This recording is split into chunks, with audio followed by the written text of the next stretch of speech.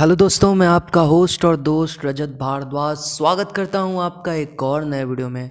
Guys, ये video बहुत late आ रही है क्योंकि मेरा फ़ोन ना अभी रिसेंटली चोरी हो गया था, जिसके चलते मुझको बहुत परेशानी हुई। अब नया फ़ोन लिया तो नया डाटा फिर से मैंने इकट्ठा किया है, तो इसलिए ये वीडियो आने में बहुत देर हो चुका है। और ये वीडियो भी वही है जो टॉपिक मैंने डाला था ब्रह्म राक्षस के ऊपर, ये वीडियो भी उसी के ऊपर है। तो पहले चैनल का इंट्रो, फिर आते हैं वीडियो पर। बने रहिएगा, ये कहानी बहुत इंटरेस्टिंग होने वाली है।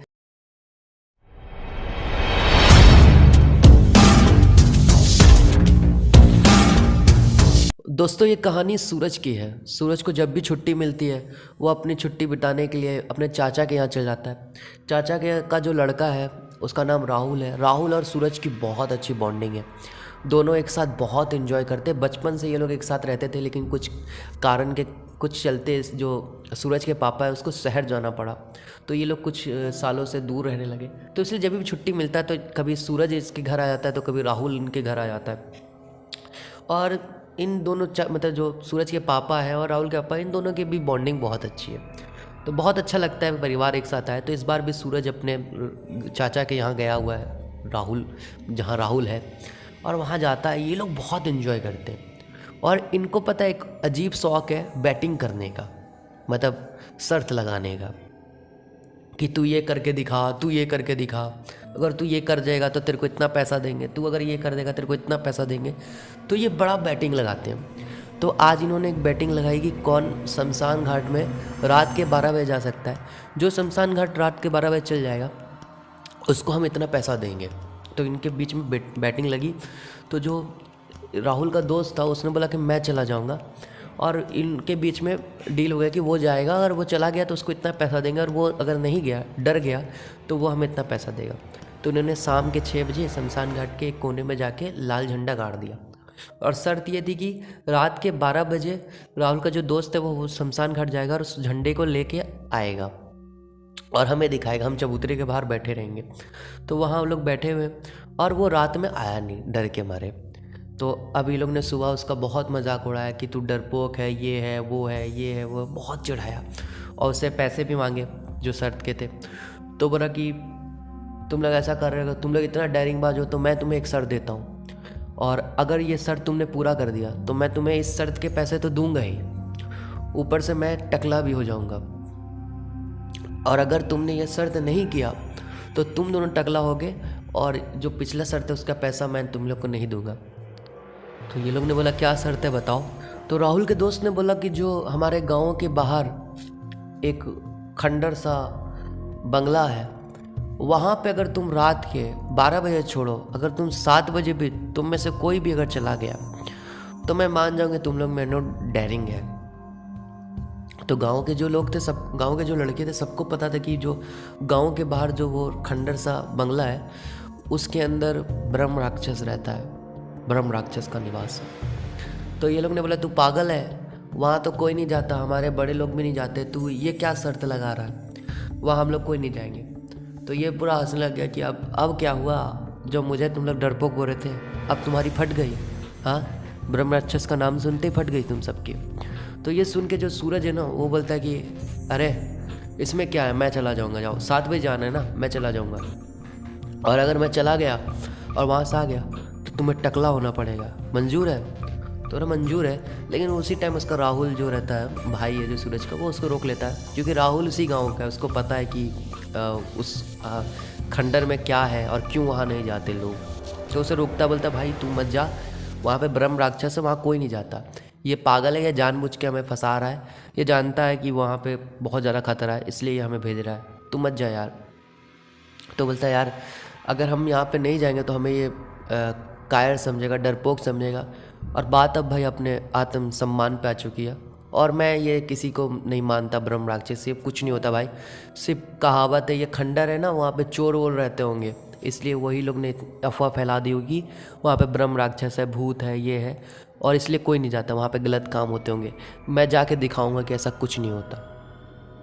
तो ये शर्त जो सूरज है ना, ये शर्त एक्सेप्ट कर लेता है, और शर्त है कि आज शाम को 7 बजे सूरज जाएगा, ये लोग उस खंडर के बाहर रहेंगे, सूरज का इंतज़ार करेंगे, और सूरज अंदर जाके 15 मिनट रहेगा और उसके बाद वापस आएगा। और वो वापस आ जाएगा तो जो राहुल का दोस्त है वो अपना सर मुंडवाएगा और इसे शर्त के पैसे भी देगा और दुगने पैसे देगा।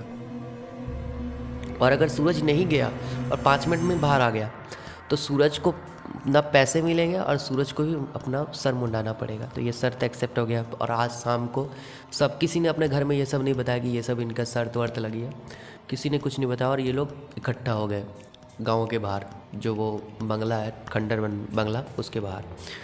तो इधर सूरज भी आ गया। राहुल बहुत मना कर रहा, अभी भी राहुल बोल रहा है कि भाई मत जा, छोड़ दे यार, ये पागल है, ये फंसा रहा है, मत कर ऐसा। लेकिन सूरज को अपने ऊपर भरोसा है कि वो कर लेगा, ऐसा कुछ नहीं होता। वो मानता है कि ये सब अंधविश्वास है और बोलता है तू टेंशन मत ले, मैं अभी जाऊँगा, देख कुछ नहीं होगा हम लोग को। और सूरज किसी की बात नहीं मानता, वो अंदर चला जाता है। अब अंदर चला गया, ये लोग बाहर इंतज़ार कर रहे हैं। अब सूरज को अंदर गए 1 घंटा हो गया लेकिन अभी तक सूरज बाहर नहीं आया। अब इनको डर लग रहा है कि क्या हो गया भाई, ये अंदर चला गया और अभी तक बाहर नहीं आया। अब धीरे धीरे सूरज को अंदर गए 2 घंटे हो चुके। अब इन जो बाहर ये लोग हैं इनकी बहुत हालत ख़राब हो चुकी, क्योंकि इनमें से किसी ने घर में ये सब नहीं बताया कि इन्होंने इसके बारे में शर्त लगाई थी। और अगर ये बात उनके घर में पता चलेगी तो इनको बहुत डांट पड़ेगी, क्योंकि सबको पता है कि उस खंडर में ब्रह्म राक्षस का निवास है और वहाँ कोई भी नहीं जाता। और ये लोग ने इस बात की शर्त लगा ली। अब 10 बजने को आए लेकिन अभी तक सूरज अंदर से बाहर नहीं आया। ये लोग बाहर से बहुत आवाज़ कर रहे, सूरज सूरज तू है, लेकिन अंदर से कोई आवाज़ नहीं आ रही भाई। अब इनको बहुत डर लग रहा है और इन्होंने डिसाइड किया कि अब गांव में बता देना चाहिए कि ऐसा ऐसा बात हुई है। और ये लोग डर के मारे लेकिन हिम्मत करके जाते हैं और गांव में सबको बताते हैं कि ऐसी सी बात हुई, हमने ये शर्त लगाई। इनके गार्जियन इन्हें बहुत डांटते हैं, बहुत गालियाँ पड़ती हैं इनको, लेकिन अभी ये लोग बोलते हैं कि अभी सूरज को बचाना बहुत ज़रूरी है। तो गांव के लोग सारे इकट्ठा होते हैं और सारे हिम्मत करके मसाल उसाल जला के वो जो खंडर महल है, मतलब खंडर सा जो बंगला है, उसके अंदर घुसते हैं। और देखते हैं कि जब घुसते हैं तो अंदर ही देखते हैं कि जो सूरज है वो गिरा हुआ है, बेहोश है। फिर उसे बाहर लेके आया जाता है और उसे पानी का छिड़काव हो जाता है, होश में आता है। और उससे पूछते तुम बेहोश कैसे हो? तो बोलता है मुझे कुछ भी याद नहीं, बस मैं अंदर गया और मेरे साथ क्या वो मुझे कुछ नहीं याद है। और बोलता है मेरा सिर बहुत दर्द दे रहा है। तो ये लोग बोलते हैं ठीक है तुम घर चलो, उसको घर भेज देते हो। और ये लोग को बहुत डांटते हैं और बोलते हैं आज के बाद कोई भी इधर नहीं जाएगा, अगर कोई भी गया तो गांव से उसे निकाल दिया जाएगा। ऐसी बातें होती हैं और सब घर चल जाते हैं। इधर सूरज को घर ले जाने के बाद सूरज के जो चाचा है उसे बहुत डांटते हैं, राहुल को ज़्यादा डांटते हैं। बोलते हैं कि अगर आज सूरज को कुछ हो जाता तो हम भाई साहब को क्या बोलते, क्या मुंह दिखाते। कल से तुम लोग का बाहर जाना बंद, सूरज 4 दिन यहाँ आया है, 4 दिन सिर्फ घर में रहेगा और कहीं तुम लोग नहीं जाओगे, जो खेलना है जो करना है घर में करो। ये बोल कर चल जाते हैं। और फिर सूरज और राहुल खाना खाते। और जब सूरज अपना कपड़ा चेंज कर रहा होता है खाना खा के सोने के लिए, तो वो देखता है कि उसके पीठ में ना नाखून के निशान है, बहुत लंबे लंबे नाखून के निशान है उसके पीठ में। वो राहुल को दिखाता है, बोलता भाई देख देख ये कैसे निशान है यार। और राहुल भी उसे देख कर डर जाता है, बोलता अबे यार ये तो नाखून के निशान और बहुत गहरे हैं यार, लेकिन ये कब आए तेरे? तो सूरज बोलता है मुझे भी पता नहीं यार, मैं भी कपड़ा चेंज कर रहा था तो आईने में देखा। तो जो राहुल है वो बोलता है कि रुक मैं पापा को बोलता हूँ, शायद हम तू बंगला में गया वहीं पे कुछ हुआ है तेरे साथ। तो सूरज बोलता अभी मत डिस्टर्ब कर, ऐसे ही चाचा चाची परेशान है, सुबह बताना, रात में मत बता और परेशान हो जाएंगे। तो राहुल भी मान जाता है और ये लोग दोनों सोने लग जाते हैं। 2-2:30 बजे जो राहुल है ना वो पानी पीने के लिए उठता है। और जब वो उठता है तो देखता है कि सूरज वहाँ है ही नहीं। मतलब सूरज उसके साथ सोया था लेकिन सूरज है ही नहीं। उसे लगता है कि सूरज वॉशरूम गया होगा, टॉयलेट करने गया होगा। तो वो वॉशरूम भी जाता है, वॉशरूम में भी सूरज नहीं है, कहीं भी सूरज नहीं। उसे पूरे घर में खोजता है, सूरज नहीं है। फिर वो अपने पापा मम्मी को उठाता है और बोलता है कि पापा सूरज नहीं है अंदर। मतलब अभी तो सूरज तुम्हारे साथ ही सो रहा था ना? हाँ लेकिन वो नहीं है। अब ये सुन के उसके पापा, मतलब जो चाचा है सूरज के, वो बोलते कि अब तो कुछ गड़बड़ हो चुकी है, चलो। वो गांव के लोगों को, आसपास के पड़ोस के लोगों को उठाते हैं और वही बंगला जो गांव के बाहर जो खंडर है वहाँ चले जाते हैं और देखते कि खंडर है उसके बाहर ही सूरज बैठ के रो रहा है। वो रोए जा रहा है, रोए जा रहा है। ये लोग जाते, बेटा सूरज क्या हुआ, क्या हुआ बेटा, यहाँ क्यों आए हो? और वो रो रहा है, रोए जा रहा है, रोए जा रहा है। और ये लोग उसको शांत करा रहे हैं, क्या हुआ बेटा, क्या हुआ, बोलो बोलो। और रोए जा रहा है। वो कुछ ही उसको समझ नहीं आ रहा क्या हो रहा है उसके साथ। ये लोग को कुछ भी समझ नहीं आ रहा है। आसपास जितने लोग उसके साथ आए थे उन लोगों को भी समझ नहीं आ रहा कि ये रो क्यों रहा है और यहाँ क्यों कैसे आ गया। वो इसको समझा रहे हैं, उसके चाचा बोल रहे हैं, बेटा क्या हुआ बताओ, क्यों रो रहे हो तुम, क्या हुआ, क्या हुआ बताओ। वो कुछ नहीं बोल रहा, रोए जा रहा, रोए जा रहा और रोते रोते बेहोश हो जाता है। फिर उसे उसका उठा के घर लेके आते और देखते कि उसकी बॉडी में ना, पहले तो उसके सिर्फ पीठ पे निशान था जो उसने राहुल को बताया था, अब उसके पूरे बॉडी में नाखून के निशान है, जैसे उसको किसी ने बुरी तरह से नोचा हो। पूरा उसके मतलब शरीर में निशान पे निशान है। और उसे उठाते हैं और जब वो होश में आता है तो उससे पूछते हैं उसके चाचा कि तुम वहाँ कैसे गए और ये निशान तुम्हारे शरीर में कैसे है? तो बोला मुझे कुछ भी नहीं पता, मुझे कुछ भी नहीं पता, मैं तो सोया हुआ था, मुझे कुछ भी नहीं पता और मेरा सिर बहुत दर्द दे रहा है। और वो कुछ उसको कुछ भी, सच में उसको कुछ नहीं पता यार। और तो ये देख के उसका चाचा और चाची बहुत परेशान होते कि इसके साथ क्या हो गया है। तो ये लोग गांव में ना झाड़ फूक करने वाले बहुत होते हैं ना। गांव में आप कभी गांव में रहेंगे तो आपके गांव में भी होंगे झाड़ फूक करने वाले जो ऐसी समस्याओं को का दावा करते हैं कि वो ठीक कर देंगे। तो इनके गांव में भी कोई था जो झाड़ फूक करता था। तो ये लोग ने रात में ही उसके पास उसको लेके गए, जो सूरज को उसको लेके गए। तो जैसे सूरज को उसके पास लेके गए ना, सूरज को वो देखते ही बोला इसको ले जाओ, इसको ले जाओ, इसको ले जाओ साहब, इसको ले जाओ, मैं इसको ठीक नहीं कर सकता, इसे ले जाओ, ले जाओ। तो बोलते हुआ क्या है, आप इसे देखे तो पहले इसके अंदर क्या है। नहीं नहीं, मैं इसे ठीक नहीं कर सकता, आप इसे ले जाए, जल्दी ले जाए, जल्दी ले जाए यहाँ से। और वो जो तांत्रिक है ना भाई, वो उसे देख के डर जाता है, सूरज को देख के डर गया वो। और उसे वो मतलब अंदर तक घुस नहीं देता, दूर से देखता है और बोलते इसे ले जाओ, इसे ले जाओ। अब इसके चाचा चाची की हालत और ख़राब होगी कि भाई गांव के भी जो तांत्रिक है उसने भी मना कर दिया, अब क्या किया जाए। तो गांव के लोगों ने बोला कि बाहर, गांव के बाहर भी बहुत सारे लोग हैं, वो लोग को एक बार दिखा लिया जाए।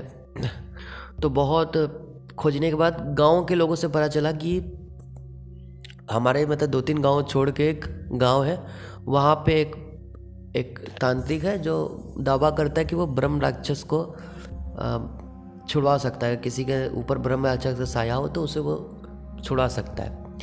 तो उसे बुलाया गया और जब वो आया तो बोला हाँ मैं इसे ठीक कर दूंगा, कोई दिक्कत नहीं है, ऐसी समस्या तो बहुत मैंने देखी है, बहुत बार ठीक किया है। और ये सब क्या है, उसे जब बुलाते तो बोलते हैं ये सूरज को जब देखता है तो बोलता है इसके अंदर ब्रह्म राक्षस नहीं है, ये छोटी मोटी आत्मा उत्मा है, इसे तो मैं ऐसे ही ठीक कर दूंगा, आप लोग टेंशन मत लीजिए।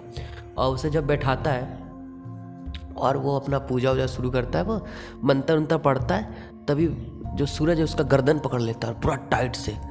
बता तू भगाएगा मुझे, हाँ तू भगाएगा, तू है कौन, तू अपने आप को बचा सकता है, जो इस बच्चे को बचाएगा। और जोर जोर से हंसने लग जाता है। तो जो लोग, जो उसके चाचा चाची और गांव के 2-3 लोग भी देख रहे थे, वो सूरज को पकड़ते हैं, हटाते हैं। और भाई सूरज कितना 18 साल का लड़का होगा और गांव के हट्टे खट्टे इंसान सूरज को पकड़े हुए हैं, लेकिन वो उसको छुड़ा नहीं पा रहे, हटा नहीं पा रहे भाई। बहुत कोशिश करने के बाद उसको हटाते हैं। इधर जो तांत्रिक आया हो तो उसकी तो हालत पूरी ख़राब, वो जैसे छोड़ता है भाग जाता है। वो बोलता है इसे मैं नहीं ठीक कर सकता, ये इसे कोई नहीं बचा सकता, इसे कोई नहीं बचा सकता, और ये बोल के वो भाग जाता है। अब ये बात सूरज के जो चाचा चाची है, सूरज के मम्मी पापा को बताते हैं कि सूरज के साथ ये हो गया है, आप लोग जल्दी से गाँव आ जाए। तो सूरज के पापा और मम्मी गांव आते हैं और जब सूरज को देखते हैं ना तो रोने लग जाते हैं, क्योंकि सूरज का हालत इतना ख़राब हो गया है ना, मतलब शरीर में हर जगह कटने फटने के निशान है। और सूरज खाना बिल्कुल नहीं खाता, एकदम कमज़ोर हो चुका है, सूख चुका है।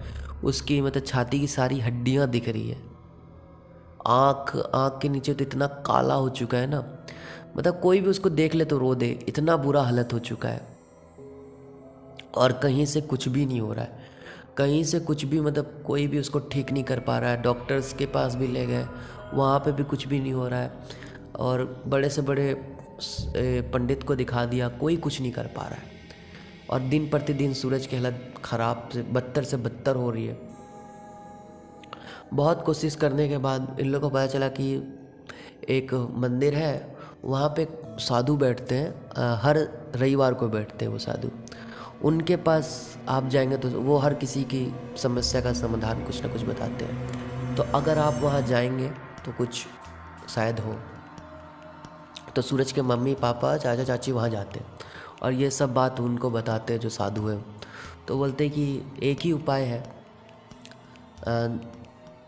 ये सब जिसने किया है, मतलब ब्रह्म राक्षस ने किया है, वही अब इसे ठीक कर सकता है। क्योंकि आपके बेटे ने जानबूझ के खुद के पैर पे कुल्हाड़ी मारी है। तो अब उसे कोई भी ब्रह्म राक्षस को ऐसे भी बहुत कम ही ताकत होती है जो उसे काबू कर पाती है। अगर वो चाहे तो इसे ठीक कर सकता है। तो अगर आप में से कोई अगर वहाँ जाए, माफ़ी मांगे और अगर ब्रह्म राक्षस माफ़ कर दे तो सब कुछ ठीक हो सकता है। तो अब ये लोग सोचे कि कौन जाएगा, क्योंकि भाई वहाँ खतरा से कम नहीं है, वहाँ जाना बहुत मुश्किल है। तो इसकी माँ बोलती कि मैं जाऊँगी, क्योंकि माँ होती है ना भाई, माँ मतलब अपने बेटे के लिए कुछ भी कर सकती है, वो भगवान से लड़ सकती है। तो ये शैतान क्या है ना, वो कहीं भी जा सकती है अपने बेटे के लिए। तो सूरज की माँ बोलती मैं जाऊँगी, मैं बात करूँगी। तो गांव के लोग बोलते आप मत जाइए, ऐसे ही आपके बेटे की हालत इतनी ख़राब हो चुकी है और उल्टा आपके साथ कुछ हो जाएगा। तो बहुत समझाने के बाद भी जो सूरज की माँ है वो बोलती नहीं, मैं वहाँ जाऊँगी और मैं अपने बेटे को बचाऊँगी। तो माँ है ना यार, माँ मतलब भगवान से भी लड़ जाती है, अपने बेटे के लिए भगवान से भी लड़ जाती है माँ। तो यहाँ पे ये तो बहुत छोटी चीज़ है, माँ कुछ भी कर सकती है अपने बेटों के लिए, अपने बच्चों के लिए। तो ये सूरज की माँ बोलती मैं जाऊँगी। तो पंडित बोलता ठीक है आप जाइए, लेकिन संभल के जाइएगा। और उसने एक धागा बांध देता, बोलता कि ये मैं आपके ऊपर एक रक्षा सूत्र बांध देता हूँ, वो ब्रह्म राक्षस आपके अंदर प्रवेश नहीं कर पाएगा और आपको उतना नुकसान नहीं पहुँचा पाएगा। तो वो बांध देते और वो सूरज की माँ आज ही रात को चली जाती है वहाँ खंडर में। और वो खंडर में घुस के बोलती है जो भी यहाँ पे है, आप पहले तो मेरे बेटे को क्षमा कर दें, मेरे बेटे से गलती होगी जो आपको तंग करने के लिए वो यहाँ आया, उसे इसके बारे में इतना नहीं पता था, वो तो एक छोटा सा बच्चा है, आप उसे माफ़ कर दें, मैं उसकी माँ हूँ। और वो ये कह के रोने लग जाती है। तभी एक आवाज़ जाती कि तुम्हारे बच्चे ने गलती नहीं, बहुत बड़ी गलती की है और ये इस गलती की कोई माफी नहीं है। मैं ब्रह्म राक्षस हूँ, मैं किसी को माफ नहीं करता। तुम्हारे बेटे को पता था कि यहाँ पे मेरा निवास है, फिर भी वो शर्त लगा के खुद को बहादुर दिखाने के लिए यहाँ पे आया। तो अब जो उसके साथ हो रहा वो सही हो रहा है। तो ये उसकी माँ बोलती नहीं, आप माफ़ कर दीजिए उसे, और मैं आपसे वादा करती हूँ कि आज के बाद कोई यहाँ पे आपको तंग करने नहीं आएगा, बस आप मेरे बच्चे को माफ़ कर दें। तो ब्रह्म राक्षस बोलता है इतनी आसानी से तो मैं माफ नहीं करूंगा, तुम्हारे बेटे ने बहुत बड़ी भूल की है। तो ब्रह्म राक्षस बोलता है 3 शर्त रखूंगा, अगर 3 शर्त तुम मान लोगे तो तुम्हारा बेटा ठीक हो जाएगा। पहला शर्त यह है कि आज के बाद कभी तुम्हारे घर में मांसाहार नहीं बनना चाहिए, प्याज लहसुन तक तुम्हारे घर में नहीं होना चाहिए। और दूसरा, तुम्हारा बेटा आज के बाद कभी किसी भी व्यक्ति से कोई शर्त नहीं लगाएगा और कहीं ये ऐसे खतरा वाली जगह में नहीं जाएगा और गांव का कोई भी व्यक्ति आज के बाद कभी इस हवेली में नहीं आएगा। और तीसरा शर्त ये है कि एकादशी के दिन तुम्हें 11 ब्राह्मणों को भोज खिलाना है। जैसे तुम खाना खिला दोगे और वो भी खाना तुम्हारे बेटे के हाथ से होना चाहिए। जैसे तुम वो खाना खिला दोगे तो तुम्हारा बेटा फिर नॉर्मल हो जाएगा। तो ये जो सूरज की माँ ये सारी बातें मान लेती है और घर आती है और पालन करती है। और जब एकादशी के दिन वो ब्राह्मणों को खाना खिला रही होती है तो उसी के हाथ से खिलाती है। धीरे धीरे मतलब जैसे वो घर आई थी ना, सूरज की माँ ब्रह्म राक्षस से मतलब डील वील करके घर आई थी, तो धीरे धीरे फ़र्क था कि उसका लड़का धीरे धीरे नॉर्मल हो रहा था, उसके जो निशान थे वो भरने लग गए थे और वो धीरे धीरे खाना भी खा रहा था। और एकादशी वाले दिन वो खुद से मतलब पहले तो इतना कमज़ोर हो गया था कि उठ नहीं पा रहा था, लेकिन एकादशी वाले दिन वो ठीक हो गया था, खाना भी खिलाया उसने। और फिर धीरे धीरे वो 2-3 महीने लगे उसको, फिर वो नॉर्मल हो गया। और उसके बाद कोई भी भाई वहाँ कभी नहीं गया। वो जो खंडर था ना, खंडर सी हवेली थी, वहाँ पे उसके बाद कोई कभी नहीं गया। किसी को भी वहाँ जाने से मना था। गांव के जो सरपंच थे उसने कह दिया था कि अगर कोई वहाँ गया तो हम उसे गांव से बाहर कर देंगे, गांव से निकाला दे देंगे और वो फिर गांव में कभी नहीं आ पाएगा। तो इस डर से भी कोई नहीं जाता था। फिर सूरज को भी अपने घर ले आया गया, बाकी सब नॉर्मल हो गया। उसके बाद तो कभी सूरज को कोई दिक्कत नहीं हुई। तो बताएं दोस्तों, कहानी कैसी लगी? अच्छी लगी तो लाइक करें, चैनल पर नया है तो सब्सक्राइब करें और एक प्यारा सा कमेंट कर दो यार। और फिर मिलते हैं ऐसे ही एक अच्छी सी कहानी के साथ।